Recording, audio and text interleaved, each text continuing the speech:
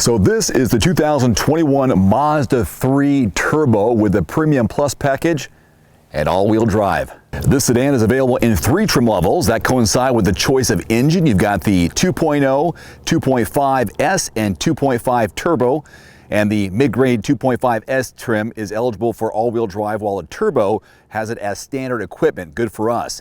Both of these models are also eligible for optional packages. You can also get the Mazda 3 in a hatchback style. There have been some important changes made to the Mazda 3 sedan for the 2021 model year. First, the preferred trim, which sits in the middle of the pack, gets a power sunroof as standard equipment. At the same time, though, it loses its navigation and Sirius XM satellite radio. Boo-hoo. To get these features and the sunroof, you have to move up to the premium package. Now, Mazda has put in some new engine choices for the Mazda 3. The base model gets to run on a 2-liter engine, and top trims can take advantage of new turbocharged engines. Booyah. This while the middle trims run on the same engines that they did in the previous model years. Now that we got that out of the way, some pros and cons on this 2021 Mazda 3, as well as how it stacks up against the Civic and Corolla.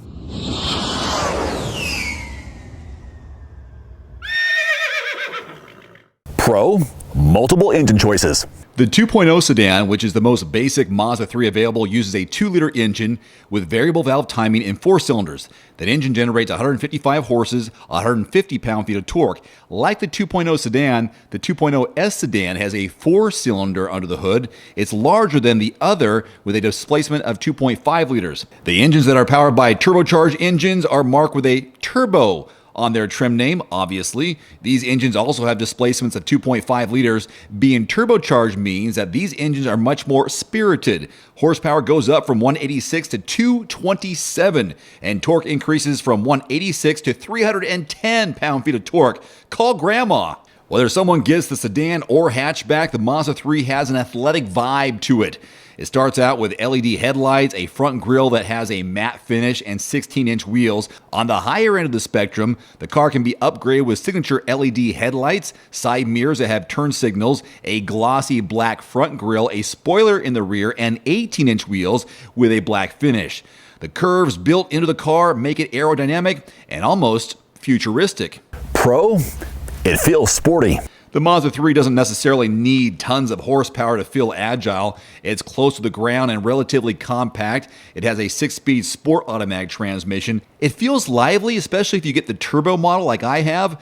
Select trims have paddle shifters on the steering wheel, and using these can be exciting if you like that, whether you're going to the open highway or just running errands around town. Now, the hatchback has one big advantage over our sedan, and that is in the cargo space category.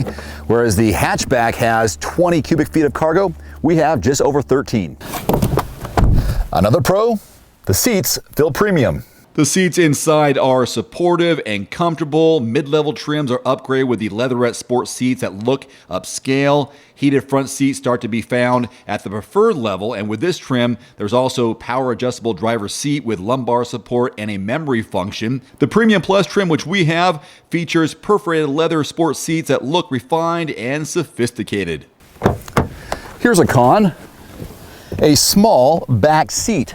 I'm 5'11", this is my position as a driver up front, and my knees are right against it, even though they have a bit of an indent in the back of the seat. There is an indent in the roof line, giving me a little bit of space up here, but it's still kind of cramped, even though these seats themselves are comfortable. Pro, smart key. The vehicle's locked right now, but since I have the key with me, put my hand on the handle, it unlocks. Smart key. Another pro, lots of safety tech. For being such an economical choice, it has a lot of driver assist technologies built in. Even the base model comes with adaptive cruise control, automatic high beams, and systems that can warn you when you're inadvertently driving in other lanes. Sometimes the car can actually steer itself back into position. It can also hit the brakes if it seems like you aren't paying attention and might hit the car in front of you.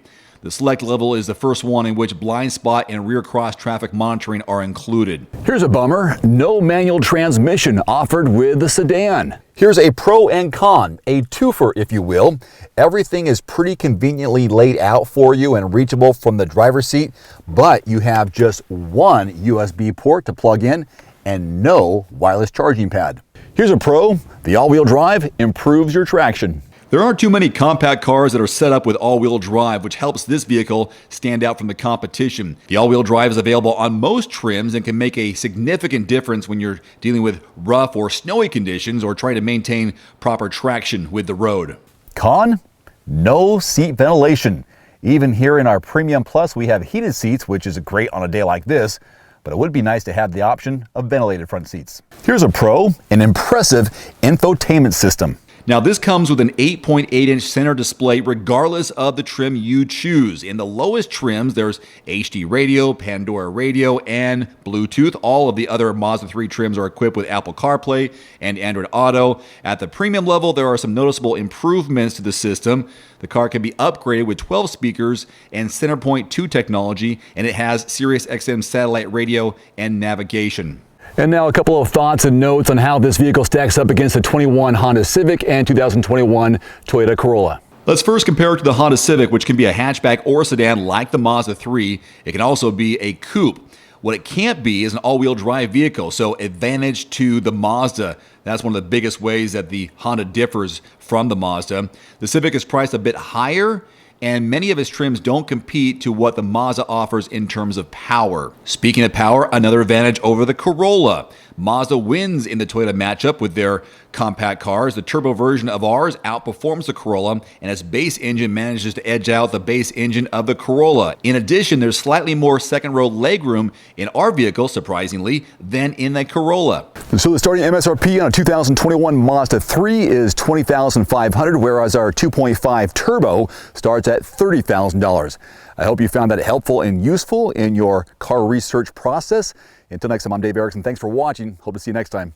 Adios. Thanks for watching. Please click subscribe and give us a thumbs up. See you next time.